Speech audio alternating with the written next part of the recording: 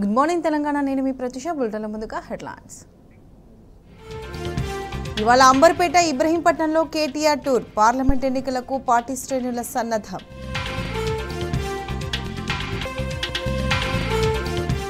అధికారులకి వస్తే LRS free అని కాంగ్రెస్ హామీలు. ఇప్పుడు ముక్కుపిండి వసూలు చేసేందుకు ఏర్పాట్లు. గ్యారంటీలో కోతలకు రేవంత్ సర్కార్ ప్లాన్. పేదలెవరో తేల్చాల్సి ఉందని కొత్త మెలిక. సంగారెడ్డి జిల్లాలో ఘోర రోడ్డు ప్రమాదం. 3 జోగిపేట యువకుల దుర్మరణం.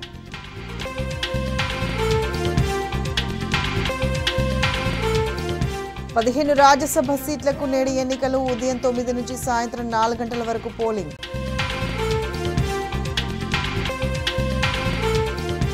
ఇజ్రాయెల్ హమాస్ మధ్య మరోసారి సీజ్ ఫైర్ అవకాశం. వచ్చే సోమవారానికల్లా అమల్లోకి రావచ్చున్న జో బైడెన్. ఇక అప్డేట్ చూస్తే సంగారెడ్డి జిల్లా నాందేడ్ అఖోలా జాతీయ రహదారిపై ఘోర రోడ్డు ప్రమాదం జరిగింది. ఆందోళ్ మండలం మాసాన్పల్లి నేషనల్ హైవే బ్రిడ్జి కింద టిప్పర్ కారు ఢీకొన్నాయి. రాత్రి 1 గంట సమయంలో మెకానిక్ వర్క్ చేసే 6 యువకులు టీ తాగడం కోసం హోటల్కు వెళ్లారు. తిరిగి వస్తున్న క్రమంలో మాసాన్పల్లి బ్రిడ్జి కింద కారు ఆపి మూత్ర విసర్జన చేస్తుండగా వెనుక నుండి దూసుకొచ్చిన టిప్పర్ ఢీకొట్టింది. కారును ఢీకొట్టిన టిప్పర్ వారిపై నుంచి దూసుకెళ్లింది. దీంతో 3 యువకులు అక్కడికక్కడే చనిపోగా మరో 3కి గాయాలయ్యాయి. మృతులు జోగిపేటకు చెందిన యువకులు వాజిద్, హాజీ, బూక్రాన్లుగా గుర్తించారు. మృతదేహాలను పోస్టుమార్టం నిమిత్తం గాంధీ ఆసుపత్రికి తరలించారు.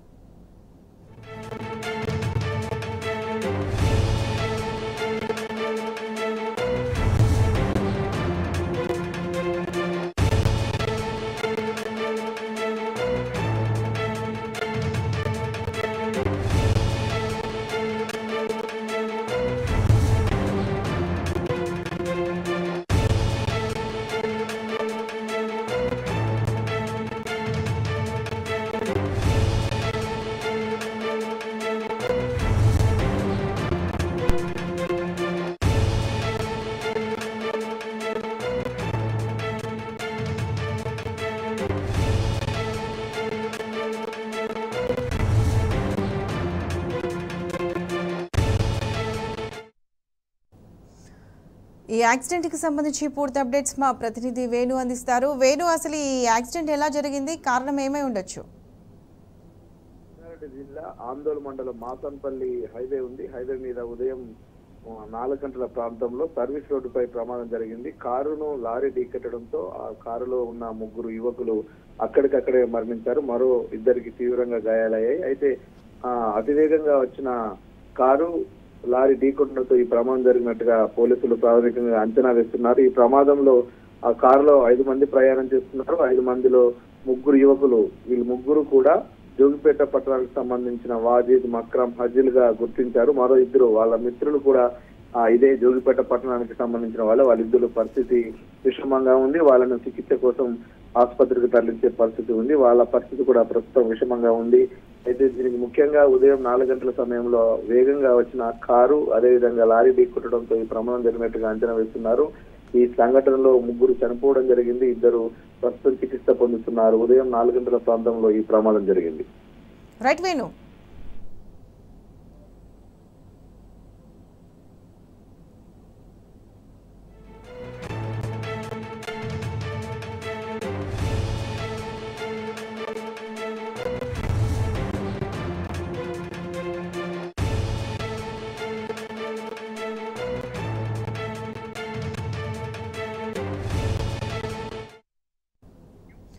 ఆంధ్రప్రదేశ్లోని విశాఖపట్నం జిల్లా గాజువాకలో భారీ అగ్ని ప్రమాదం జరిగింది. ఆకాష్ బైజూస్ విద్యా సంస్థలో ఒక్కసారిగా మంటలు చెలరేగాయి. విద్యుత్ షార్ట్ సర్క్యూట్తో ప్రమాదం జరిగినట్టు తెలుస్తుంది. ఈ ప్రమాదంలో సంస్థలోని కంప్యూటర్లు, స్టడీ మెటీరియల్ పూర్తిగా దగ్ధమయ్యాయి. అగ్నిమాపక సిబ్బంది ఘటనా స్థలానికి చేరుకొని మంటలను అదుపు చేసేందుకు శ్రమిస్తున్నారు.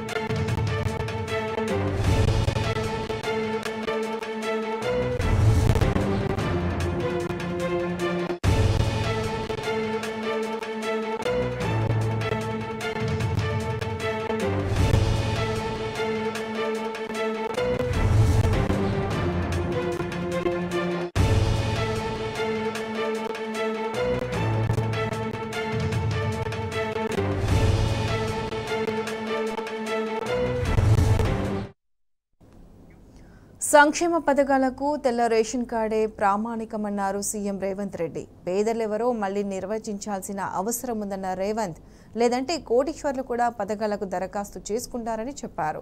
మరోవైపు రైతు బంధు అమలుపై ఇప్పటికే ఎడాపెడా తేదీలు మార్చిన రేవంత్ రెడ్డి పథకం అమలుపై మరోసారి కొత్త డేట్ను ప్రకటించారు. మార్చి 31 నాటికి పూర్తిగా చెల్లిస్తామంటూ మాట మార్చారు.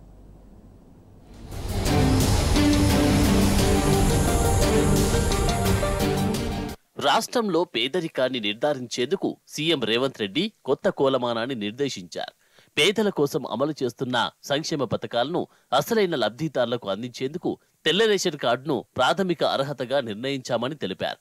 సంక్షేమ పథకాలు పేదలకు మాత్రమే వర్తించాలని రేషన్ కార్డు నిబంధనను పెడుతున్నామని వెల్లడించారు.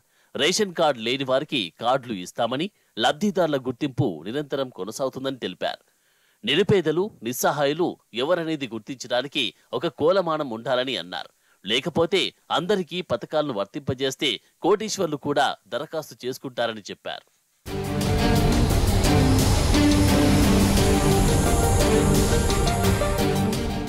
పోటీ పరీక్షల కోసం నియోజకవర్గానికి ఒకటి చొప్పున అంబేద్కర్ నాలెడ్జ్ సెంటర్ను ఏర్పాటు చేసి ఆన్లైన్లో ప్రముఖులు, నిపుణులతో పాఠాలు చెప్పించాలని నిర్ణయించినట్టు సీఎం రేవంత్ చెప్పారు. రైతు బంధును జనవరిలో మొదలుపెట్టామని, మార్చి 31 నాటికి పూర్తిగా చెల్లిస్తామని చెప్పారు. కేవలం 15 రోజుల్లోనే రైతు బంధు చెల్లించవచ్చని, కానీ ప్రభుత్వ ఉద్యోగులకు జీతాలు, పెన్షన్లు, హాస్టల్ పిల్లలకు నిధులు విడుదల చేయాల్సి ఉంటుందని వెల్లడించారు.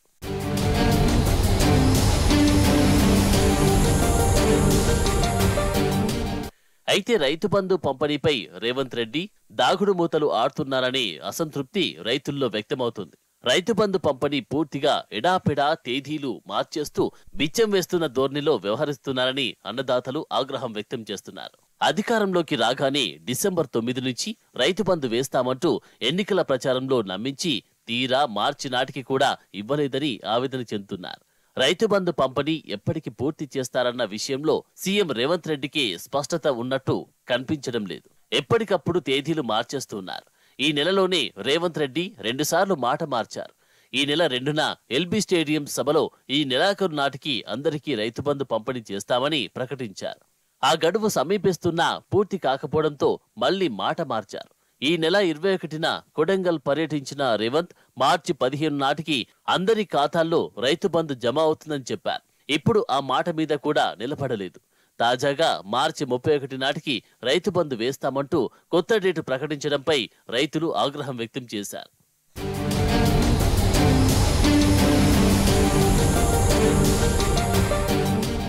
మరోవైపు బీఆర్ఎస్, బీజేపీపై సీఎం రేవంత్ రెడ్డి విమర్శలు గుప్పించారు. బీఆర్ఎస్ నేతలు మీడియా సమావేశంలో చెప్తున్న విషయాల్నే బీజేపీ నేతలు కూడా పొల్లుపోకుండా ప్రెస్ మీట్లో చెప్తున్నారని అన్నారు. ఎప్పటి మాదిరిగానే కాళేశ్వరంపై మరోసారి రేవంత్ అక్కసు వెళ్లగక్కారు.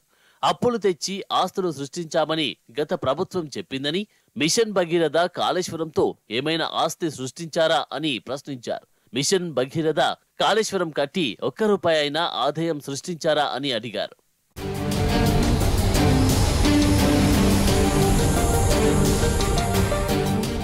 ఇక అప్పులపై మాట్లాడిన సీఎం రేవంత్ రెడ్డి కాళేశ్వరం జలాలతో పెరిగిన భూగర్భ జలం, వాటి ఫలితంగా పెరిగిన పంట విస్తీర్ణం, గణనీయంగా పెరిగిన దిగుబడి, తద్వారా రైతులకు పెరిగిన ఆదాయం వంటి అంశాలను మాత్రం విస్మరించారు. 10 ఏళ్ల బీఆర్ఎస్ పాలనలో వ్యవసాయ విస్తీర్ణం పెరిగింది కదా అన్న ప్రశ్నకు స్పందిస్తూ రాష్ట్రం వచ్చినప్పుడు 18 లక్షల పంపు సెట్లు మాత్రమే ఉండేవని, ఇప్పుడు 29 లక్షలకు పెరిగాయని అన్నారు.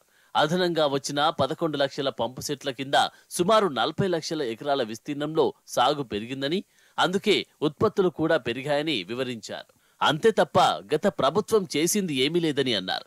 సాగునీటి ప్రాజెక్టులతో భూగర్భ జలాలు పెరిగాయని, నాణ్యమైన ఉచిత విద్యుత్ వల్లే రైతులు సాగు విస్తీర్ణం పెరిగిందని, పంపు సెట్ల వినియోగం పెరిగిందంటూ పలువురు నిపుణులు పేర్కొన్న విషయాన్ని మాత్రం సీఎం అంగీకరించలేదు.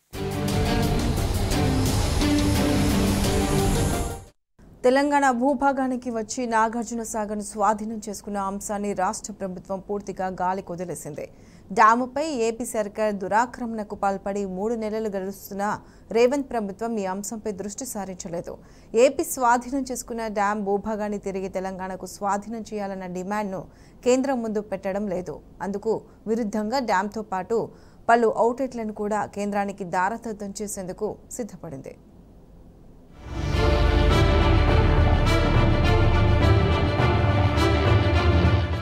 నాగార్జున సాగర్ డ్యాం మెయింటెనెన్స్ పనులపై ఏపీ సర్కార్ మళ్లీ కొత్త బెలక పెట్టింది. తమ వైపు డ్యాంకు సంబంధించి మరమ్మత్తు పనులు తామే చేసుకుంటామని తేల్చి చెప్పింది. ఎందుకు అనుమతివ్వాలని కోరుతూ Krishna river management board chairman కు లేఖ రాసింది. రాష్ట్ర విభజన సమయంలో జరిగిన తాత్కాలిక ఒప్పందం మేరకు నాగార్జున సాగర్ డ్యాం నిర్వహణను తెలంగాణ, శ్రీశైలం డ్యాం నిర్వహణ మెయింటెనెన్స్ ను ఏపీ సర్కార్ చూడాల్సి ఉన్నది. ఈ మేరకు తెలంగాణ ప్రభుత్వం గతంలోనే 20 కోట్లతో నాగార్జున సాగర్ డ్యాంలు మరమ్మతులు చేపట్టింది.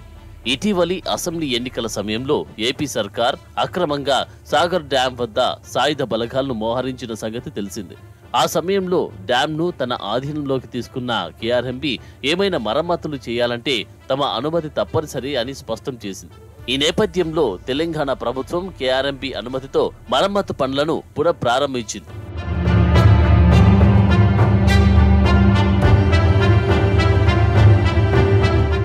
అయితే దీనిపై తీవ్ర అభ్యంతరం వ్యక్తం చేసిన ఏపీ తాజాగా మరో మెలిక పెట్టింది. ఏపీ భూభాగంలో ఉన్న డ్యాంకు మరమ్మతులు, మెయింటెనెన్స్ పనులను తామే చేసుకుంటామని కేఆర్ఎంబీకి లేఖ రాసింది. 13 గేట్లను, కుడి కాలువ హెడ్ రెగ్యులేటర్ ని మార్చి 1 నుంచి ఆపరేట్ చేసేందుకు తమ ఇంజనీర్లను, సహాయక సిబ్బందిని అనుమతించాలని, ఆ మేరకు సిఆర్పీఎఫ్ కు ఆదేశాలు జారీ చేయాలని డిమాండ్ చేసింది. ఈ డిమాండ్ తో కంగుతిన్న కేఆర్ఎంబీ అధికారులు త్వరలో త్రిసభ్య కమిటీ సమావేశాన్ని నిర్వహించి అప్పుడే ఓ నిర్ణయం తీసుకోవాలని యోచిస్తున్నట్లు తెలిసింది. తెలంగాణ రాష్ట్ర సాగునీటి పారుదల శాఖ ప్రత్యేక కార్యదర్శిగా నియమితులైన ప్రశాంత్ జీవన్ పాటిల్ సెక్రటేరియట్ల బాధ్యతలను స్వీకరించారు.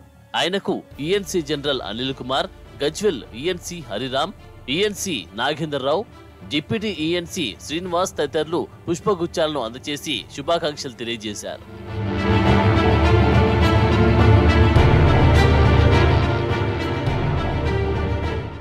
నాగార్జున సాగర్ డ్యాంను స్వాధీనం చేసుకునే అంశంపై తెలంగాణ సర్కార్ పూర్తిగా గాలికి వదిలేసింది. డ్యాంపై ఏపీ సర్కార్ దురాక్రమణకు పాల్పడి 3 నెలలు గడుస్తూ ఉన్న రేవంత్ ప్రభుత్వం ఈ అంశంపై దృష్టి సారించలేదు. ఏపీ స్వాధీనం చేసుకున్న డ్యాం భూభాగాన్ని తిరిగి తెలంగాణకు స్వాధీనం చేయాలని డిమాండ్ను కేంద్రం ముందు పెట్టడం లేదు. అందుకు విరుద్ధంగా డ్యాంతో పాటు పలు అవుట్లెట్లను కూడా కేంద్రానికి అప్పచెప్పేందుకు సిద్ధపడింది. తెలంగాణ వాదులు, ఇంజనీర్ల నుంచి తీవ్ర విమర్శలు రావడంతో వెనక్కి తగ్గి ప్రాజెక్టులను బోర్డుకు అప్పగించేది లేదని స్పష్టం చేసింది. కానీ ఏపీ స్వాధీనం చేసుకున్న కుడి కాల్వ గేట్లను తిరిగి స్వాధీనం చేసుకునే దిశగా ఇప్పటి వరకు ఎటువంటి చర్యలు కాంగ్రెస్ ప్రభుత్వం చేపట్టలేదు.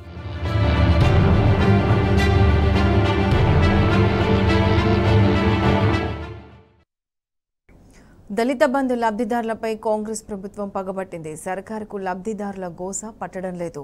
నిధులు విడుదల చేయాలని ఎన్నిసార్లు కోరినా ప్రభుత్వం పట్టించుకోకపోవడంతో కరీంనగర్ జిల్లాలో దళిత బంధు లబ్ధిదారులు గళమెత్తారు. దీంతో పోలీసులు వారిపై జులుం చేశారు.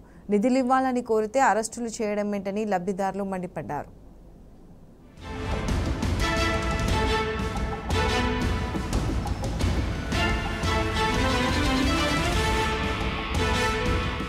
కాంగ్రెస్ పాలనలో దళితులకు తీవ్ర అన్యాయం జరుగుతోంది.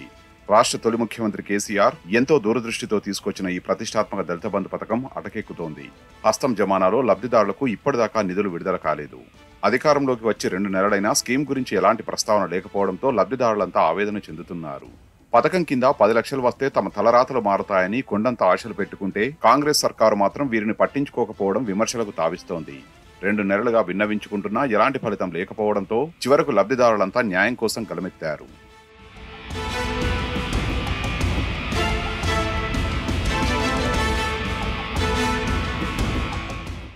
కరీంనగర్ జిల్లా హుజురాబాద్ నియోజకవర్గంలోని 4 మండలాలకు చెందిన దళిత బంధు లబ్ధిదారులు ఏకమయ్యారు. నిధులు విడుదల చేయాలంటూ గొంతెత్తారు. కరీంనగర్ కలెక్టరేట్లో చేపట్టిన ప్రజావానికి తరలివచ్చారు. కలెక్టర్కు వినతి పత్రం ఇవ్వాలని ప్రయత్నిస్తే వారిపై పోలీసులు జులుం చేశారు.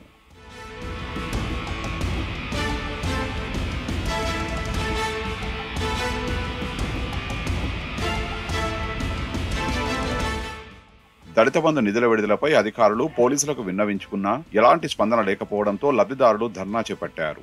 కలెక్టరేట్ ముందు శాంతియుత నిరసనకు దిగారు. రంగంలోకి దిగిన పోలీసులు వారిని అరెస్టు చేసి పోలీస్ స్టేషన్కు తరలించారు. కాంగ్రెస్ ప్రభుత్వం తమ పట్ల మొండి వైఖరిని ప్రదర్శిస్తోందని లబ్ధిదారులు వాపోయారు.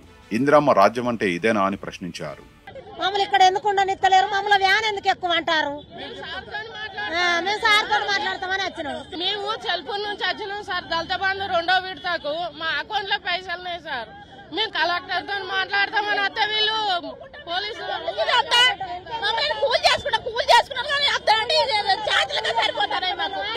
ఆఫీస్ లో చుట్టూ తిరిగి తిరిగి మమ్మల్ని వనవాసం పెడుతున్నారు సార్. మరి మాకు ఇవ్వాల్సింది ఇచ్చేస్తే అయిపోతుంది కదా సార్. మా అకౌంట్ లోనే ఉన్నాయి అని అంటున్నారు. అది విడుదల చేస్తే అయిపోతుంది కదా. రేవంత్ రెడ్డికి 3 నెలలు అవుతుంది. మరి ఏ ఒక్క హామీ కూడా అమలు చేయలేదు. మరి ఇట్లుంటే ఎట్లుంటుంది సార్? మా దళిత బంధు మాకు ఇవ్వాలి సార్. ఒక స్కీమ్ పెట్టిరు సార్. అది మాకు మంచి కొరకే పెట్టాలి. మాటలు మాట్లాడితే ఇందిరమ్మ రాజ్యమని చెప్పే కాంగ్రెస్ పాలకులు దళిత బంధును పట్టించుకోకపోవడంపై విమర్శలు వెల్లువెత్తాయి. పథకాన్ని పక్కన పెట్టి దళిత సామాజిక వర్గానికి తీరని అన్యాయం చేస్తున్నారని లబ్ధిదారులంతా మండిపడ్డారు. హస్తం సర్కారు ఇకనైనా తేరుకొని నిధులు విడుదల చేయకపోతే కాంగ్రెస్ సర్కారుకు తగిన గుణపాఠం తప్పదని హెచ్చరించారు. ఇంటర్ పరీక్షలకు వేలైంది. రేపటి నుంచి మొదటి, 2వ సంవత్సరం పరీక్షల నిర్వహణకు ఇంటర్ బోర్డు పక్క ఏర్పాట్లు పూర్తి చేసింది. పోలీసులు, వైద్య, ఆరోగ్య, రవాణా శాఖల అధికారుల సమన్వయంతో బోర్డు పరీక్షలను నిర్వహించనుంది. 1 నిమిషం లేట్గా వచ్చినా పరీక్షకు అనుమతించే అవకాశం లేదని ఇంటర్ బోర్డు తేల్చి చెప్పింది.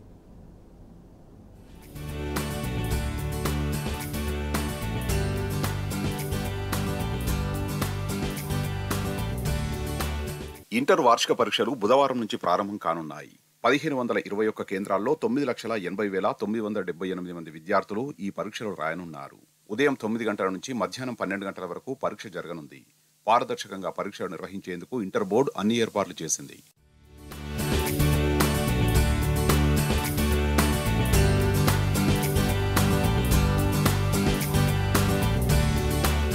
ఇంటర్మీడియట్ పరీక్షలకు నిమిషం ఆలస్యమైన సెంటర్లలోకి విద్యార్థులను అనుమతించమని బోర్డు ప్రకటించింది. ఉదయం 9 గంటల తర్వాత పరీక్షా హాల్లోకి అనుమతి ఉండదన్నారు ఇంటర్ బోర్డు సెక్రటరీ శృతి ఓజా. హాల్ టికెట్లను ఇప్పటికే ఆన్లైన్లో అందుబాటులో ఉంచామన్నారు. వాటిపై ప్రిన్సిపాళ్ల సంతకం లేకున్నా పరీక్షా కేంద్రంలోకి అనుమతించాలని చీఫ్ సూపరింటెండెంట్లకు ఇంటర్ బోర్డు ఆదేశాలిచ్చింది. హాల్ టికెట్లో పేరు, ఫోటో, సంతకం, మాధ్యమం, సబ్జెక్టుల వివరాల్లో తప్పులు దొర్లితే కళాశాల ప్రిన్సిపాల్లు, జిల్లా ఇంటర్మీడియట్ విద్యాధికారుల దృష్టికి తీసుకురావాలని సూచించారు. విద్యార్థులు ఇబ్బంది లేకుండా పరీక్షా కేంద్రాలకు చేరుకునేందుకు మొబైల్ యాప్ ద్వారా సెంటర్ లొకేషన్ గుర్తింపు సౌకర్యం కల్పించారు. Telangana state board of intermediate education ఇప్పుడు theory exams, intermediate public theory exams 28th February నుంచి 19th మార్చ్ వరకు ఇది కండక్ట్ చేస్తున్నాము. ఎగ్జామినేషన్ సంబంధించి అన్ని ఏర్పాట్లు జిల్లా వారీగా, సెంటర్ వారీగా అన్ని కూడా పకడ్బందీగా with taking all care and precautions జరుగుతున్నాయి. Timing of examinations 9 o'clock to 12 o'clock ఉంది. ఎగ్జామినేషన్ సెంటర్ గురించి ఇప్పుడు 1521 సెంటర్స్ ఉన్నాయి ఫుల్ స్టేట్ లో. 9,80,978 నంబర్ ఆఫ్ స్టూడెంట్స్ అపియర్ అవుతున్నారు, ఫస్ట్ ఇయర్, సెకండ్ ఇయర్ కలిపి. ఇప్పుడు రీసెంట్లీ మన చీఫ్ సెక్రటరీ మేడం కూడా అన్ని జిల్లా కలెక్టర్స్, సూపరింటెండెంట్స్ ఆఫ్ పోలీస్, డీజీపీతో పాటు ఆల్రెడీ ఒక మీటింగ్ కండక్ట్ చేయడం జరిగింది. సో అందరికీ ఇది పకడ్బందీగా టేకింగ్ ఫుల్ ప్రికాషన్స్ తో ప్రాపర్లీ అరేంజ్మెంట్స్ తో కండక్ట్ చేయాలి, ఇన్స్ట్రక్షన్స్ కూడా ఇవ్వడం జరిగింది.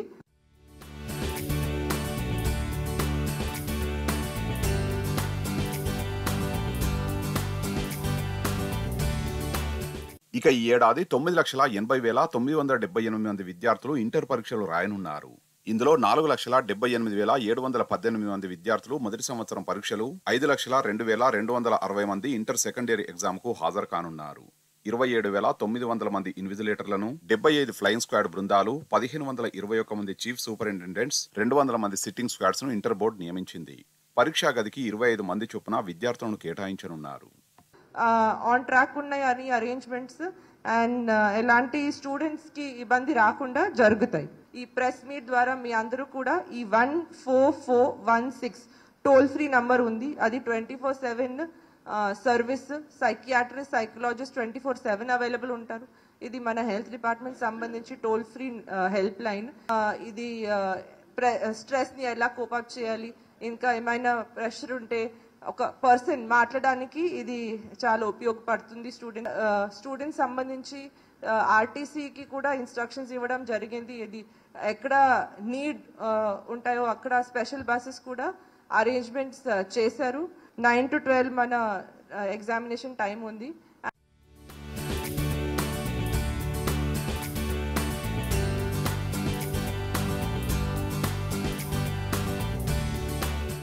మరోవైపు పరీక్షల నిర్వహణ కోసం inter board, police, revenue, RTC, health department అధికారుల సమన్వయంతో ఏర్పాట్లు చేస్తోంది.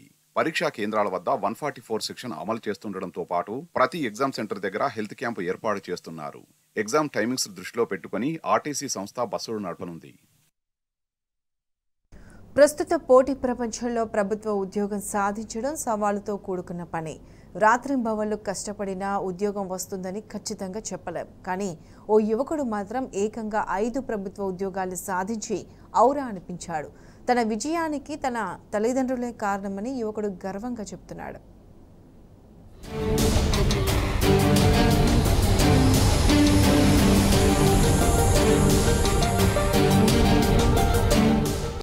పెద్దపల్లి జిల్లా గోదావరిఖనికి చెందిన గాదే సమ్మయ్య సింగరేణిలో ఉద్యోగం చేస్తున్నాడు. ఆయన కుమారుడు గాదే సాయి లెనిన్ 5 ఉద్యోగాలు సాధించి నేటి యువతకు ఆదర్శంగా నిలుస్తున్నాడు. లెనిన్ గోదావరిఖనిలో 10వ తరగతి వరకు చదువుకున్నాడు. అనంతరం హైదరాబాద్లో ఇంటర్, వరంగల్లో బీటెక్ పూర్తి చేశాడు. హైదరాబాద్ ఐఐటీలో ఎంటెక్ పూర్తి చేసిన లెనిన్ ప్రస్తుతం సింగరేణిలో జూనియర్ అసిస్టెంట్గా విధులు నిర్వర్తిస్తున్నాడు.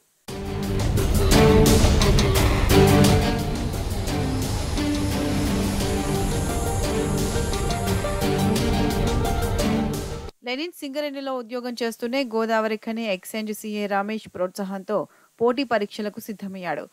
టీఎస్పీఎస్సీ ఏ నోటిఫికేషన్ ఇచ్చినా వదిలిపెట్టేవాడు కాదు.